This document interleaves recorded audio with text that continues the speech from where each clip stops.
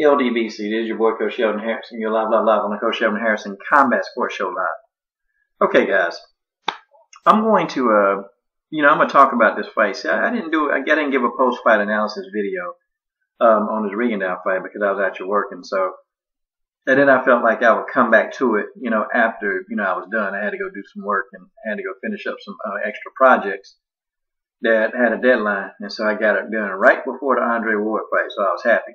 But I'm going to show y'all definitively that Flores, he also threw his punch after the bell.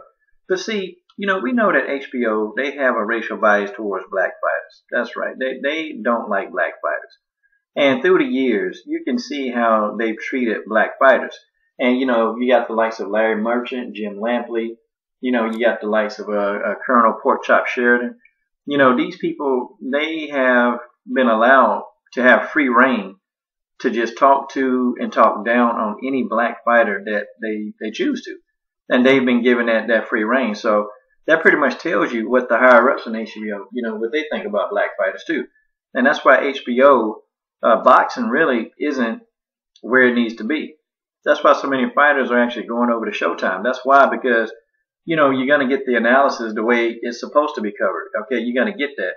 But with HBO, you're not getting the analysis the way it's supposed to be. I think the only real great analysis out there, is Paul Imaginali, but he was doing it on Sky Sports. So I watched the video on HBO because I had pay-per-view, and then I watched it on Sky Sports. And I'm going to tell you, man, it's night and day with the commentary. It's night and day. These guys, they like their UK fighters. They love them, but they still manage to come up and they show you, or they call the fight right down the middle. I mean, it was a disgrace what HBO was doing, man, to these black fighters on a Saturday night. But let's take a look, because I'm going to show you without a doubt that Flores, he also threw his first punch after the bell. Okay, let's watch. Now, so is that not a punch? I mean, folks, is that not a punch after the bell? I mean, how you going to explain this? Is that not a punch after the bell? Let's show it again. Let's see if y'all can catch it. Okay, let's watch this again. Is that not a punch after the bell? And Rigondeaux, he responded. It was a counter, okay? Rigondeaux responded, and it was very instinctive. Because he's an instinctive counterpuncher, okay? Very instinctive counterpuncher. That punch that Rigo threw, it was an actual reaction. It was an instinctive reaction, okay, that he's been training to do his whole life. It's to throw a counterpunch. And when you're in the heat of a fight, sometimes, the bell, you're not going to hit. Like Flores, he threw a punch clearly after the bell. But see, why are we not going to talk about his punch after the bell? Why? I think the right call was made. And then this dude flopped, okay? This dude flopped. He tried to milk the situation. He tried to milk it. And this is what this whole ass dude get. This is what he get. Okay? See, we already know you tried to fall. You tried to flop.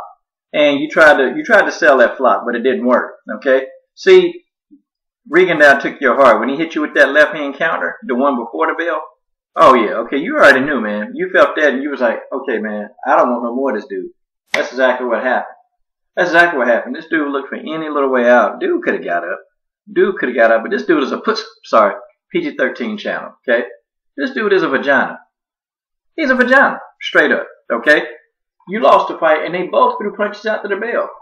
But why is it that Rigondeaux, why is it that he's the only one, okay, that they just seem to want to talk about? I don't get it. I mean, we know why, y'all. We know why. This is purely a racial bias thing toward Rigondeaux, other black fighters. And guys, go back. Think about how many black fighters they've actually had on HBO. How many? How many black fighters? How many black fighters have you seen them disrespect? I mean, how many black fighters have you seen them actually talk a lot of junk about while they're commentating on the fight? I mean, it was ridiculous, man, what Jim Lampley. I mean, man, it got to the point where Jim Lampley was so bad, man. It was so bad. I mean, talking about how boring Rigo is, talking about how Andre Ward really did lose the first fight. It got so bad, man. I said, man, I threw something at my TV, man, because I got so sick of this dude, man. And it frustrates you as a boxing fan when you have to watch it. And deep down they're not calling this fight down the middle. The only people that night who actually had a clue was Roy Jones Jr. and Max Kellerman. And you had Harold Letterman, man. All them guys, man. I just call them the HBO KKK members because that's what they act like. That's what Larry Merchant, Jim Lampley, Harold Letterman, that's what they act like, man. I mean, we need to go on and give these dudes a couple of white sheets, put some holes in it, put it over their head, because you can't tell the difference between these dudes. They don't call fights down the middle, man. And, they try to promote, who they want to promote. And it's kind of crazy how bad they hate Rigondeaux. They can't beat this man, so the only way that they wanted this man beaten is by disqualification. And then what would happen, man? Rigo would get in there a second time and actually finish this dude and put him in the hospital. Rigo put these dudes to sleep, Rigo hurt these dudes, and Rigo break these dudes up. See, Flores didn't want a broken face. He didn't want a broken face. He didn't want to deal with that work. He took one punch from Rigondeaux, man, and he was like, oh, shoot. This dude on a whole nother level. I can't mess with him. I can't mess with him. But y'all, it is very, very clear, extremely clear, that this dude also threw a punch after the bell. Clearly threw a punch after the bell. Actually, he threw two. Because Rigondeaux, he actually slipped the first punch, and then he slipped the second one, and then Rigondeaux threw his punch. It's reactive. Okay, well, Rigo mind, okay, well, he's still punching me after the bell, so I'm going to punch him back. That's what happened. I mean, come on, man. If you didn't see that, and you can't see the proof I just put up there, then, I don't care about your comments, because you can't tell me now. I'm not listening to you. And this is your boy, Coach Shelton Harris, and I'm done. What are you waiting on? Subscribe.